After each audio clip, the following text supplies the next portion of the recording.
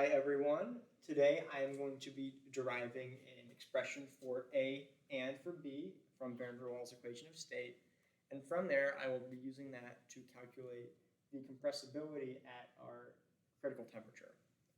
But first, let's talk about what a critical temperature is. Or actually, I'm getting ahead of myself. Let me talk about what A and B are. So first, if you look at here, we have pressure equals RT over V minus B. And this B is the volume the molecules take up. And then A is the intermolecular forces on those molecules or from those molecules. And now let's talk about what critical temperature is. So as we know, when looking at a pressure and temperature graph, that it looks something like this. It's just they look like that. Let's not talk about this. And that we have our gas phase, liquid phase, and solid phase.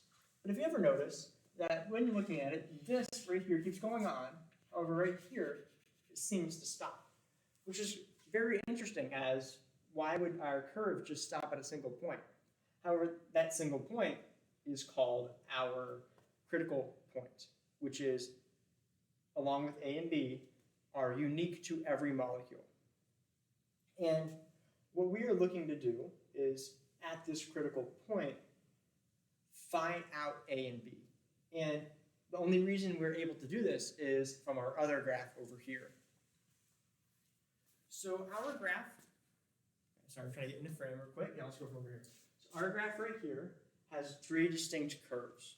The first curve is what happens when our temperature is greater than our critical temperature. And then our second one is what happens when our temperature is equal to our critical temperature. And our last curve, which is the funkiest, is what happens when our temperature is less than our critical temperature. And it's hard to see on the video. If you look up this video, or if you look up this curve, you will find that when our temperature equals our critical temperature, we get a point where its slope equals 0. And this is important because if its slope equals 0, and this is for a specific volume and pressure, it would mean that the derivative of our equation would have the R, which is a constant that we all know, Tc, which Tc, V, and our pressure are all able to be calculated in a lab setting for our critical temperature. And that would leave us with only B and A remaining, which we will be able to derive an equation for. So let me do that. Let me erase this graph right here so I can get some room. So we're going to be taking the first and second derivative. As you can kind of think of it as derivative, second, or original, first, and then second. Just think of it that way. And so now we have, let me just get over here so we have more room. dP over dV, as we're going to take this with respect to V, equals negative RT over V minus B squared plus 2A over V cubed. And now let's take our second derivative. Sorry. Okay, I hope you can see that. And now our second derivative will be d squared P over dV equals, that's an R, not a P, equals 2RT over V minus B cubed minus 6A over V to the fourth. And if we're going to take this with respect at certain temperature, volume, and pressure, we're going to have to set this equation to 0, as that's what our graph shows us. And so here, let me start with this. So we have 0 equals R times a specific temperature. So we're going to call this Tc, or for temperature critical. Here, let me write this bigger real quick. I'll erase when I need to when I run out of room. So we have 0 equals negative RTC over VC minus B plus 2a over VC cubed. And let me do the same with our second derivative.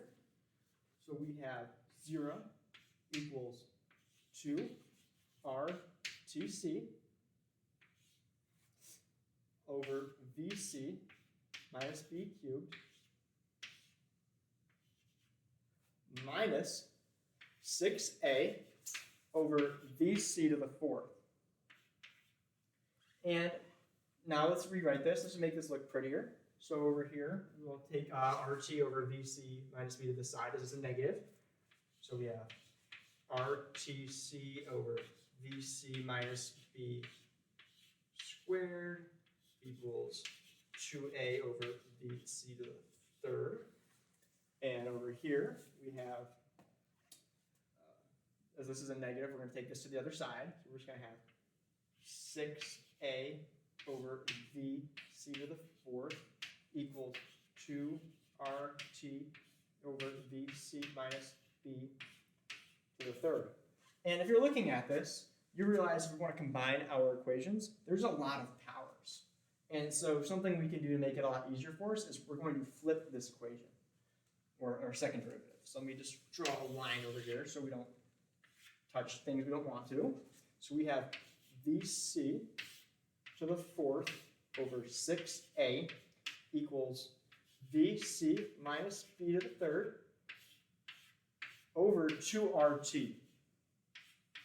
And so from there, we're going to combine this equation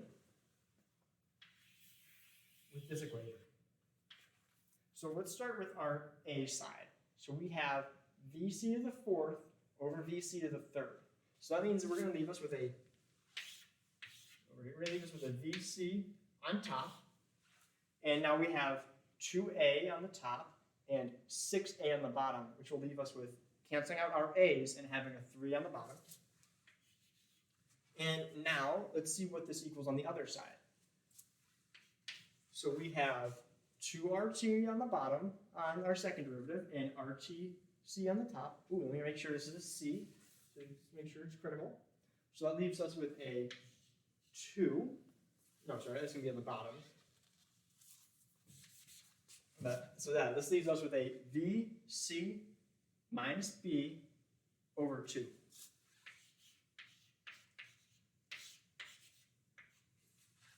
So now, let's solve for B.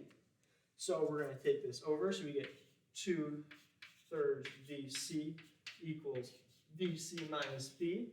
Take this B over here, and then we're just going to subtract this over this way. So we end up getting B equals VC minus 2/3 VC, that's 2/3 VC. And we end up getting B, in terms of specific volume, equals 1/3 VC. And this is great. We've solved for B. So now, let's solve for A. But I'm going to need more room, and so if we want to, we're going to have to plug in B into one of our equations to solve for A. I'm going to want to do it to our derivative right here, as it gives us less powers to work with. And you know, when doing anything with calculus, the more powers there are, the more it hurts to do. Usually. Okay, so I'm going ahead. We have, let's see, should we plug it in here? Yeah, let's plug it into this one. So we have RTC over 1/3 VC minus, oh, sorry, I messed up the order. It should be VC minus B. Not, actually, I can just do this. VC minus there, and we're going to pretend that's okay. And then that equals 2a over VC cubed. And this is all squared. So VC minus 1/3 VC ends up having us to have VC, Let me give me some more room real quick. Sorry about that. So we get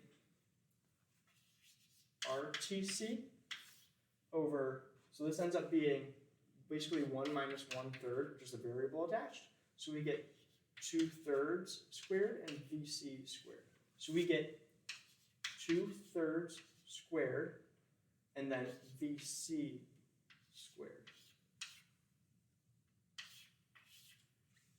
And that equals 2A equals 2A over VC cubed. And so this ends up being 2 times 2 is 4 over 3 times 3. So he has RTC over 4/9, which we can bring the 9 up here, over VC squared. So actually let me do that now. So we get 9/4 RTC over 4VC squared equals 2A over VC cubed. And so the only thing we have to do now is take our VC cubed to this side and then divide by 2.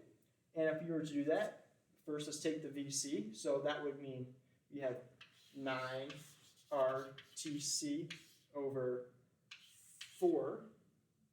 Oh man, my handwriting is horrible. Let me just fix that real quick for you. So we get 9 RTC and then VC equals 2A, which leads us to have A equaling, it's going to be 9/8 RTC VC. And as you can see, using just van der Waals equation and our critical point, we were able to calculate A and B.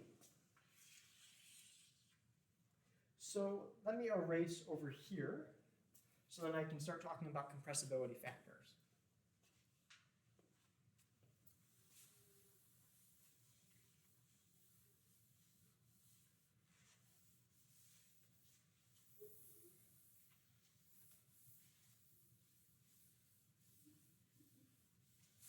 So compressibility factors are what you can think of as how much you're able to compress a gas. And Hervner, or the ideal gas equation, would be P, man, I want to say it's PV over RT, and that equals 1, which would be its compressibility factor. However, we want to figure out what the compressibility factor using van der Waals equation state would be at the critical point. And luckily, what we've calculated is at the critical point. And so let us calculate it now. As you've seen, we were able to calculate our A value and our B value in terms of critical point. And so now we're going to calculate the compressibility factor of our equation at critical point, which is an important note to make. So as I was saying, or as I said earlier, so per the ideal gas loss, but we're going to get rid of N real quick. So we're going to have P equals V. P equals RT over V. Man, I'm losing it today. RT over V. That is equal to 1 in the compressibility factor. And we want to calculate what ours is using van der Waals equation state. And so to do that, we have to plug in A and B. And remember, we're still at critical pressure. Or we're still at our critical temperature. It's critical everything, which is important to note, as that's where our A and B are derived from. So we have P equals RTC over V minus 1/3, or VC minus 1/3 VC, minus, we know A to be 9/8 RTC VC. So we have 9 over 8 RTC VC over VC squared. And so what we're able to do is, these are going to, so we have 9 RTC over 8 VC equals, well, let's factor out so we can figure out what it is. So we get pressure, which is our critical pressure, equals, we're going to factor out RTC, and we're also going to factor out a VC. And then we're going to have, because this will be minus, so we have basically 1 minus 1/3, so we have 2/3, and if that's on the bottom, we can flip the 3 up. So we have 3 over 2 minus 9/8. And if we have a common denominator, which is going to be 8, so we'll multiply this by 4, so we get 12 over 8 minus 9/8, which ends up equaling 3/8 as a compressibility factor at our critical point, which is a very big difference from what we get as 1 using our ideal gas law. As critical point, or we call this, or not a critical point, as our compression factor, we also call Z, is RT over V. And as you can see here, it's 1, but what we got is 3/8, which is a world of difference. Well, thank you. Today we are going to be doing this part of homework 2, homework A3. So it says to generate pressure volume diagrams for which water over the range of 275 to 900 degree kelvins, in which the increments of that will be 25 degree kelvins, using Van der Waals equation of state. So first, as we've already shown, let's look at Van der Waals equation of state.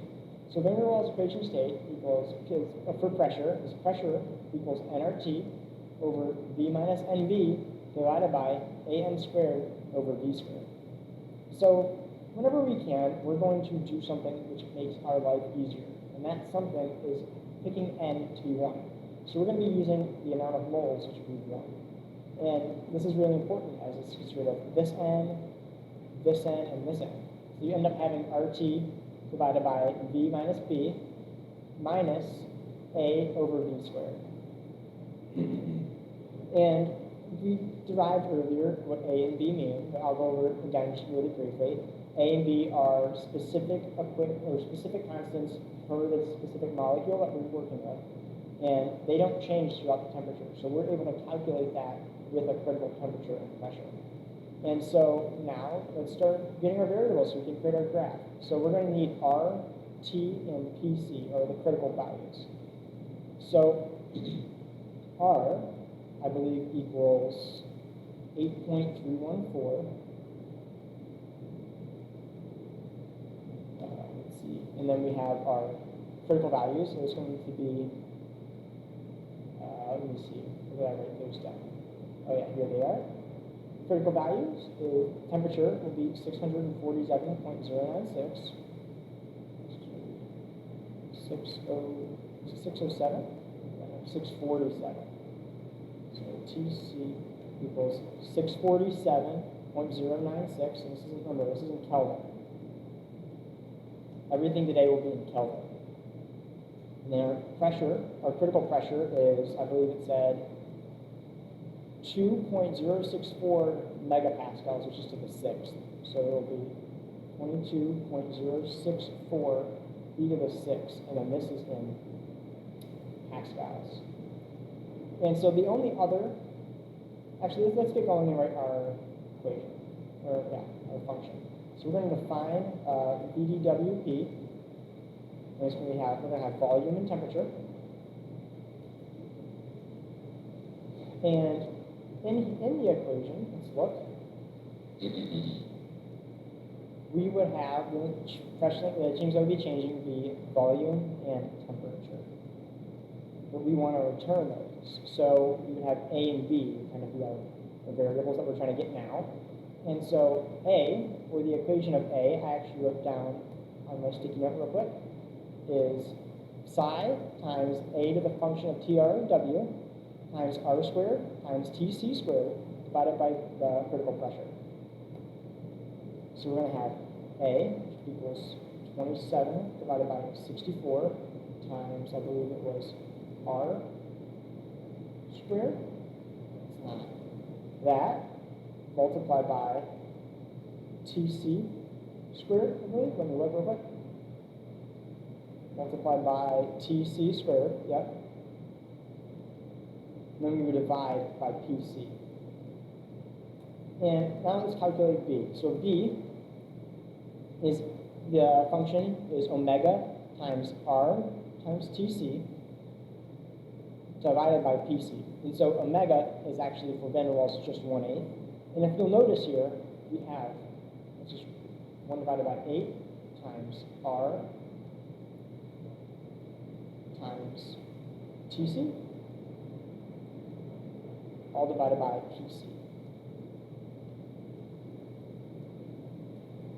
You'll notice there's actually nothing in this equation that's going to change. So, or it could change with anything else. So we're actually going to bring this up into our constants, or up here. And so now, I'm going to show you in a different way. You can do this equation in different ways. However, in the SRK version, which is more advanced, you can see we have its volume plus E times B on the bottom instead of just volume squared. And it really doesn't affect van der Waals equation, as for van der Waals equation, those variables actually equal 0. So it would be V plus 0 times B multiplied by V plus 0 times B. So it would just be V squared. And so I'm just not going to write down epsilon and sigma as they would be 0. And so now, let's return our equation. So it would be, let's look at this real quick. R times T. Right? Now we're going to divide by, actually I wrote it down here too, just to make sure. R times T divided by V minus B. V minus B. And then we would subtract, which we have A. Then we would divide by V squared. Now, in the other versions of this, I've added epsilon and sigma, but we're going to try this and hope it works. Okay, so now that we've created our y-axis, let's look back at this real quick. It's a pressure versus volume. So pressure is going to be on the y-axis, or our equation will be on the y-axis, and our volume will be on the x-axis. So let's create that. So because we're dealing with a large amount of numbers, which are going to be separated interestingly, we're going to separate ours using a log space. V equals NP at log space.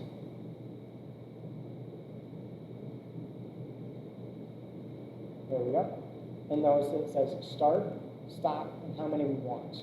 And so what we're going to do is we're also going to take the log of our B value, NP log 10 of our B value, and we're going to multiply it by just a small amount to make sure it's not going to be exactly B, so we can have any issues with that if it could ever arise. And so that's our start value. And our stop volume, we're going to say is going to be 0, and we want 1,000 iterations of this. Okay? No, so far so good. Okay, now the fun part. We have, actually before we get to that, I'm going to do a fig equals make underscore subplots. So I'm writing this down again is because in my personal experience when I've been working with this, if it's not in the same, what do you call these? We call it rectangle.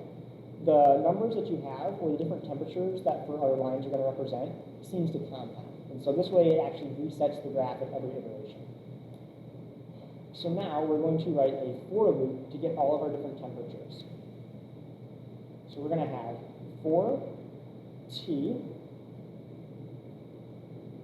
in a range, I actually spelled wrong in one of my different attempts at this.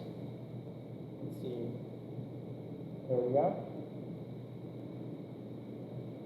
It doesn't. Let's get that back real quick.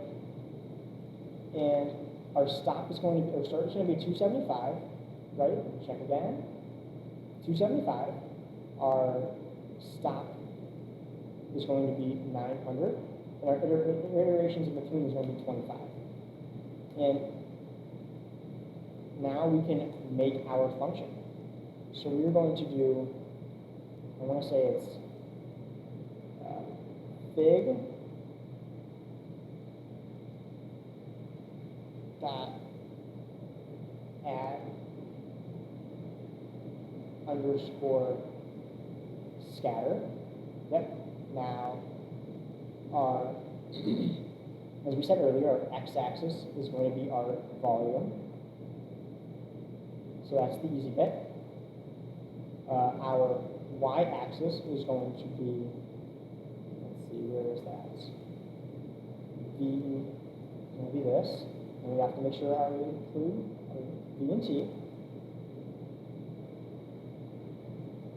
Now it is, I believe it's our mode.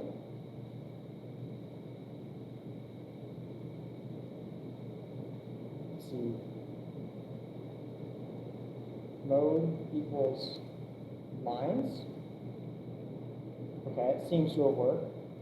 As this is because we can either put like points or just lines, but we want fully flushed out lines. And the last thing we're going to do, let me get rid of that real quick. The last thing we're going to do is number or name our functions. So I think it works like this. So it's going to be name of f, and then we're going to want that in which we have t. I believe it works like that. And then we want kelvins. Again, this might be wrong, so I'll have to come back and fix it. Let's see, what does it say? It was not closed. Let's see. It says that this was not closed.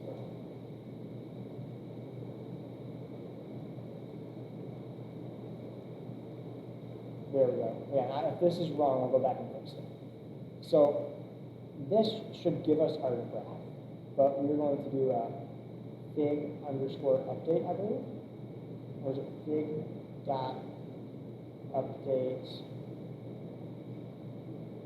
and underscore the x-axis. And we're going to want to name this as the type equals log.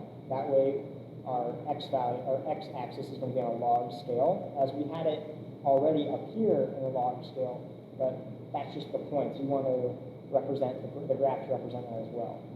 And so we're also actually going to change the range of this function. So we do fig dot update underscore y-axis is that what we want to change. As you can tell from what I showed you earlier, the range from 25 billion to 0 is kind of big.